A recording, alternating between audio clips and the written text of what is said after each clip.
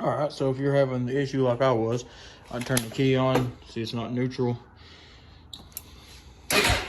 Now to start in gear, but before it would just sit here and crank.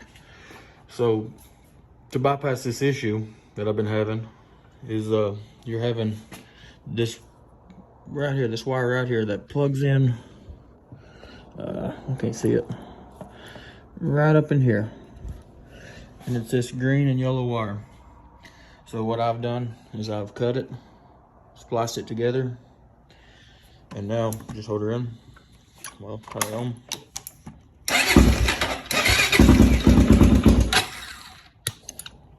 And it starts now. So if you're having any type of issue with your 400 not starting in gear, that right there is your solution. Just cross those wires together. You're good to go.